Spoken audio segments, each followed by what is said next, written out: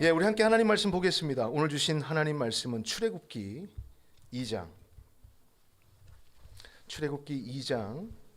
11절에서 15절의 말씀. 구약성경 출애굽기 2장 11절에서 15절의 말씀.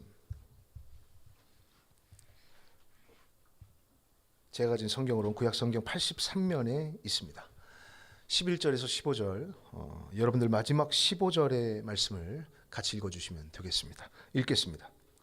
모세가 장성한 후에 한 번은 자기 형제들에게 나가서 그들이 고되게 노동하는 것을 보더니 어떤 애굽 사람이 한 히브리 사람 곧 자기 형제를 치는 것을 본지라. 좌우를 살펴 사람이 없음을 보고 그 애굽 사람을 쳐 죽여 모래 속에 감추니라. 이튿날 다시 나가니 두 히브리 사람이 서로 싸우는지라. 그 잘못한 사람에게 이르되 내가 어찌하여 동포를 치느냐 하매 그가 이르되 누가 너를 우리를 다스리는 자와 재판관으로 삼았느냐? 내가 애굽 사람을 죽인 것처럼 나도 죽이려느냐? 모세가 두려워하여 이르되 일이 탈로 되었도다. 바로가 이 일을 듣고 모세를 죽이고자 하여 찾는지라. 모세가 바로의 낯을 피하여 미디안 땅에 머물며 하루는 우물 곁에 앉았더라. 아멘. 할렐루야. 주일 예배 오신 여러분 진심으로 환영하고 축복합니다. 예, 오늘은 인생의 주도권이란 제목의 말씀으로 함께 말씀의 은혜를 나누고자 합니다. 어느덧 2025년 마지막 주일이 되었습니다. 1년 365일 52주가 이제 참으로 빠르다는 생각이 듭니다. 우리 모두는 25년을 시작하며 자기 인생의 도화지에 멋진 그림을 다들 그리고자 했습니다. 올해는 이런 열매를 꼭 맺어야지, 이런 문제 꼭 해결해야지, 이런 소망을 꼭 이뤄야지 라고 밑그림들을 그렸습니다. 그리고는 하루하루의 삶의 색을 그 자리에 칠했습니다. 한 해를 마무리하는 마지막 주일인 오늘, 이제 올해의 그림을 완성해야 할 시간인데 여러분의 인생의 도화지에 올 1년 그려있는 그림의 모양은 어떻습니까? 마음에 드는 좋은 그림이 나온 것 같습니까? 아니면 그렇지 않고 얼룩져 있거나 처음 의도했던, 처음 결심했던, 결단했던 그 그림과는 전혀 다른 것이 그려져 있어서 마음에 들지 않는 것은 아닌지 잘 모르겠습니다. 만약에 여러분 후자라고 한다면 우리는 무엇이 문제였는가를 돌아보아야 합니다.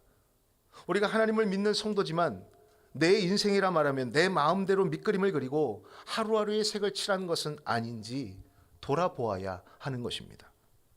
한 가지 분명한 사실은 우리 인간은 인생의 도화지에 마음대로 밑그림을 그려가려 애를 쓰지만 그 인생은 하나님의 섭리 가운데 있다는 사실을 꼭 믿어야 합니다. 즉 인생의 주도권이 하나님께 있으며 그 하나님과 동행하며 인생의 그림을 함께 완성해 나가야 하는 것입니다. 오늘 본문은 출애굽기 2장 11절에서 15절의 말씀으로 압제당하는 히브리인을 보고 분노하여 살인을 저지르고 도망가는 이 모세의 모습을 기록하고 있습니다.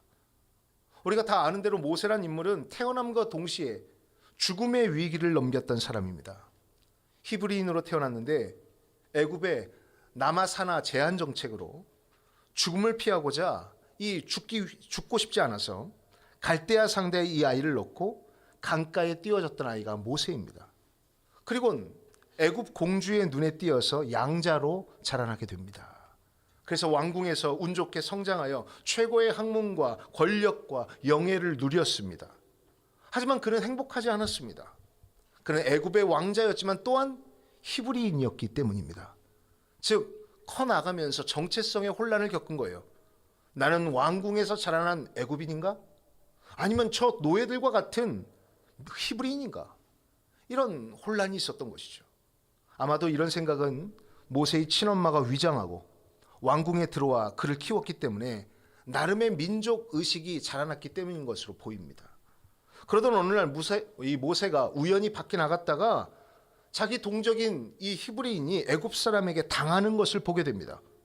그리고 그 모습을 보고 순간적으로 분노가 치밀어 올라와 그 애굽인을 죽이게 됩니다. 엄청난 실수죠. 그리고는 두려워 미디안으로 도망하게 되고 그리고는 초야에 묻혀 살게 되는데 바로 거기에서부터 하나님의 극적인 부르심을 받게 됩니다. 그리고는 사명자로 거듭나는 것입니다. 우리는 여기서 모세가 인생의 전성기인 40세까지 인생의 주도권을 자기가 쥐고 살다가 결국 내려놓게 되는 과정을 오늘 보게 될 것입니다. 수많은 세월이 지나서야 인생의 주도권이 하나님께 있음을 깨닫게 된 것입니다. 성도 여러분, 오늘 이 모세의 모습을 통해 우리가 왜 인생의 주도권을 하나님께 드려야 하는가를 깨달아야 합니다. 부디 그 영적인 진리를 통해 하나님이 주도하는 인생이 되시기를 주님의 이름으로 간절히 축원합니다. 세 가지로 말씀드립니다. 첫 번째로, 하나님을 믿는 성도는 자기 주도적인 감정으로 살아선 안 된다라는 거예요. 오늘 말씀을 보면 모세는 젊은 시절 자기 주도적인 감정으로 살았음을 보게 됩니다. 당시 이 사건이 일어난 시기에 모세의 나이는 40세. 사도행전 7장 스데반의 설교를 보면요, 이때 모세를 뭐라고 묘사하느냐, 애굽 사람의 모든 지혜를 배워 그의 말과 하는 일들이 능하더라라고 말했어요. 그러니까 모세는 젊은 시절 이 애굽 왕궁에서 최고의 학문과 군사 기술을 배웠던 것이고 권력의 정점에 이미 있었던 것입니다. 부족할 것이 없는 상태였던 것이죠. 거기다 이 침몰을 통해 자라났으므로 비록 여러 가지 혼란스러움도 있었지만 히브리인이라는 어떤 민족 의식도 이 마음 가운데 자리 잡고 있었습니다. 자, 그러던 중에 노예로서 고된 일을 하는 히브리인을 보게 되는데 11절에 보면 뭐라고 나와 있습니까? 자기 형제들에게 나가서 그들이 고되게 노동하는 것을 보았다라고 나와 있어요. 여기서 모세가 동족인 노예들이 고생하는 것을 보았을 때에 보았다에 해당하는 히브리어 원어는 라라고 하는데, 이건 단순히 지나가다 그냥 보았다 이 뜻이 아니라 깊은 관심을 가지고 살폈다, 주목해서 봤다라는 의미를 가지고 있어요. 다시 말하면 그는 고통받는 히브리인들을 보면서 어떤 뜨거운 정의감을 느낀 것입니다. 여러분, 여기까지는 참 귀한 마음이에요. 그렇죠? 그런데 문제는 그 정의로운 감정의 근거가 하나님이 아닌 자기 자신이었다라는 겁니다. 아니, 애굽인이 히브리인을 괴롭히네? 저건 아니지. 그래, 나에게는 저런 것을 바로잡을 수 있는 힘이 있고 지식이 있고 권력이 있어. 저 고통당하는 동족을 향한 뜨거운 마음이 있으니 내가 구해줘야, 내가 때려줘야겠다 라고 생각한 겁니다. 그리고는 어떻게 해요? 화를 못 이기고 괴롭히던 그 애굽인을 죽여버립니다. 살인을 했어요. 여러분, 이것은 모세의 인생의 비극의 씨앗이 됩니다. 모세의 마음은 이해할 수 있으나 여러분, 그와 같은 행동은 하나님의 마음과 하나님의 계획은 아니었던 것입니다. 모세는 지난 세월 자기 인생을 향하신 하나님의 섭리하심, 하나님의 주도권을 깨달았어야 합니다. 내가 태어나 죽지 않고 강가에 띄워져 살아남아 애굽의 왕자로 살아날 수 있었던 것, 그리고 그 40년의 시간 동안 이방의 문화와 이방의 역사 안에서도 히브리 민족 의식을 갖고 자라날 수 있었던 이 모든 것은 앞으로 나를 민족의 지도자로 이끄실 하나님의 밑그림이구나 라고 깨달았어야 하는 거예요. 하지만 그는 하나님 앞에 의뢰하지 않냐고 한순간의 감정으로 치명적인 실수를 범한 것입니다. 여러분, 우리는 이 장면을 보며 우리도 올 한 해를 살아오면서 하나님의 주도권, 하나님의 이끄심을 보지 못하고 내 인생의 주도권을 내가 쥐고 살아온 것, 감정에 휩쓸려서 살아온 것은 아닌지 뒤돌아보아야 합니다. 무엇보다 내 의욕이 앞설 때 여러분, 하나님의 계획이 가려질 수 있음을 우리는 알아야 합니다. 성경은 우리 인생을 향해서 이렇게 경고합니다. 잠언 14장 12절, 어떤 길은 사람이 보기에 바르나 필경은 사망의 길이니라. 모세가 생각할 때 애굽 사람을 처단하는 것은 민족을 위한 정의롭고 바른 길처럼 보였습니다. 그러나 하나님이 아닌 자신의 주도한 일의 결과는 구원이 아니라 도망자 신세라는 사망의 길이었던 것입니다. 성도 여러분, 올 한 해 여러분은 무엇에 열심을 내고 사셨습니까? 혹시 내 판단, 내 생각, 그리고 내 방법이 옳다고 믿으며 하나님보다 앞서 달려간 것은 없습니까? 오늘 모세의 뼈아픈 실수를 기억하시길 바랍니다. 어쩌면 우리는 내 열정이 뜨거울 때에 더욱 조심해야 합니다. 결코 하나님보다 앞서서는 안 되며 오히려 더 간절히 그때에 하나님 앞에 무릎을 꿇을 수 있어야 하는 것입니다. 하나님의 백성은 우리가 인생을 살아갈 때에 나의 일을 하는 사람이 아니라 하나님의 크신 계획에 동참한다라는 마음으로 살아야 합니다. 부디 여러분의 열정이 하나님의 계획을 가리거나 벗어나는 것이 아닌 하나님의 일을 함께 만들어가는 사람이 다 되시기를 주님의 이름으로 간절히 소망합니다. 두 번째로, 여러분 인생의 주도권을 우리 하나님께 내어드리면 여러분 꼭 하나님의 눈을 의식하며 살아야 한다라는 것입니다. 인생의 주도권을 하나님께 드리려면 하나님 눈을 의식하고 살아야 한다는 거예요. 한번 따라합시다. 하나님을 의식하며 삽시다. 아멘. 12절의 말씀 여러분이 한번 읽도록 하겠습니다. 12절입니다. 시작.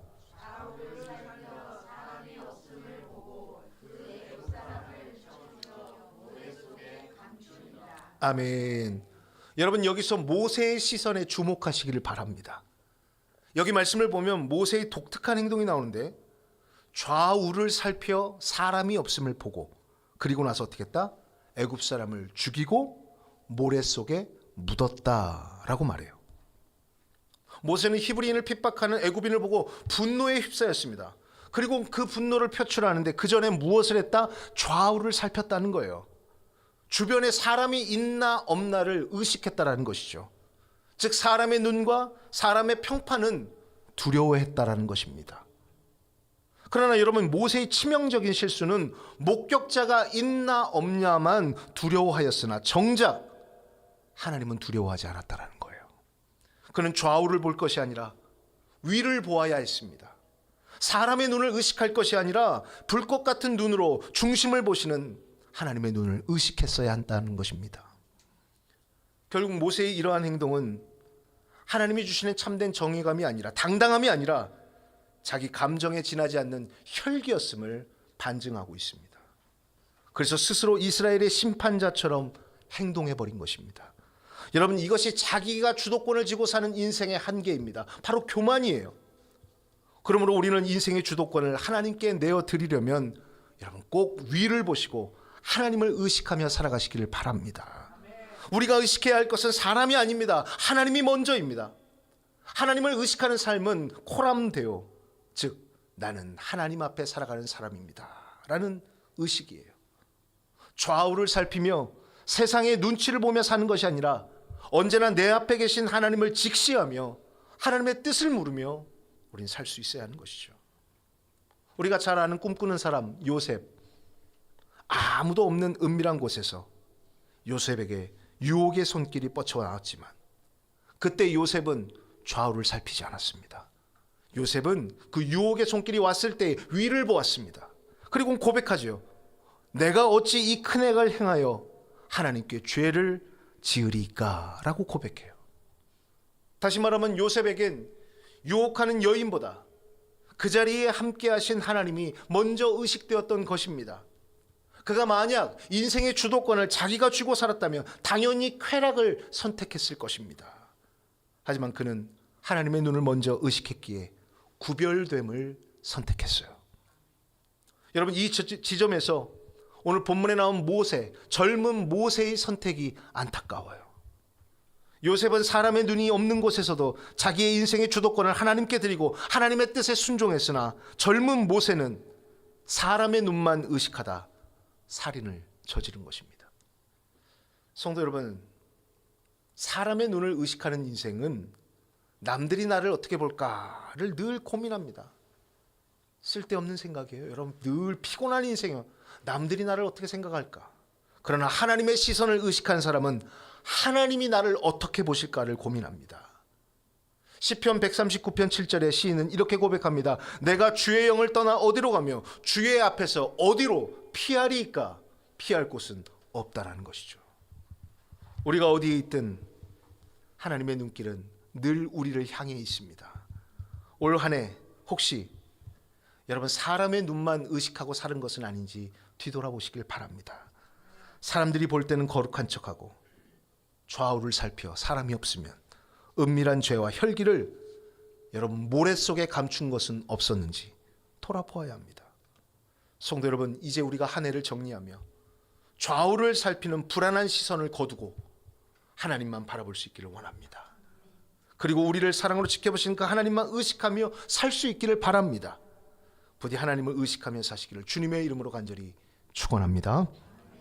마지막으로 여러분, 인생의 주도권을 하나님께 내어드리려면 멈춰 설 줄 알아야 한다라는 거예요. 중단할 수 있어야 한다.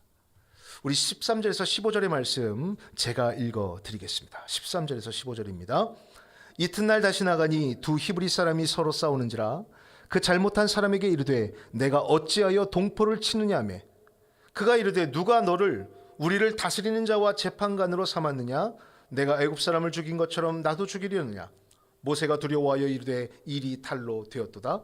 바로가 이 일을 듣고 모세를 죽이고자 하여 찾는지라 모세가 바로의 낯을 피하여 미디안 땅에 머물며 하루는 우물 곁에 앉았더라. 아멘. 여기 말씀을 보면 모세는요, 살인을 저지르고 난 다음 날 이번에는 애굽인이 히브리인을 괴롭히는 것이 아니라 두 명의 히브리인끼리 싸우고 있는 거예요. 그래서 모세가 중재를 하려고 한 거예요. 아니, 같은 동포끼리, 같은 히브리인끼리 싸우면 되겠습니까? 라고 끼어든 거예요.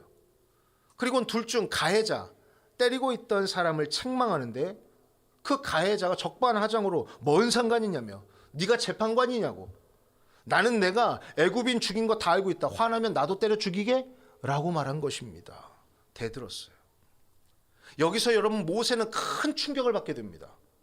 내가 사람을 죽이긴 했지만 나름의 정의감으로, 나름의 의분으로 동족을 사랑하며 걱정했다라고 생각했는데, 아니 그렇게 좌우를 살피며 사람을 의식했는데 그 사람들에게조차 인정받지 못한 것입니다.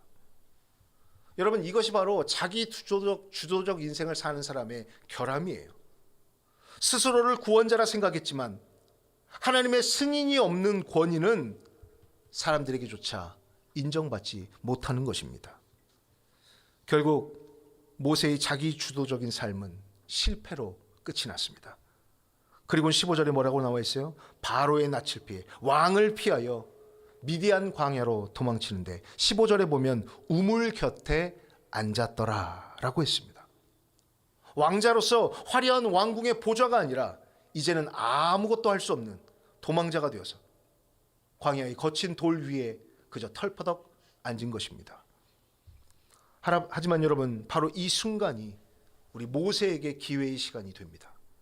그동안 인생의 주도권을 자기가 쥐고 살았던 것을 멈추고 내려놓고 고난의 광야로 향했을 때 거기에서부터 하나님의 도우심이 시작된 것입니다. 이 우물가에서부터 모세의 40년에 걸친 연단의 시간이 다가옵니다. 하나님은 그동안 인생의 주도권을 가지고 산 모세에게서 애굽의 힘을 빼셨습니다. 모세의 마음 가운데 있었던 힘이 잔뜩 들어갔던 것을 다 뺐어요. 애굽의 힘과 애굽의 문화, 애굽의 권력, 내 말이 곧 법이고 내 행동은 언제나 정당하다는 그 힘을 완전히 빼게 만드십니다. 다시 말하면 이 모세에게 있어 멈춤은 인생의 주도권을 하나님께로 완전히 양도하는 그런 시간이었던 것입니다. 여러분, 이것이 바로 은혜인 줄로 믿습니다. 내 주도권을 하나님께 드릴 때 그때 은혜가 시작되는 거예요.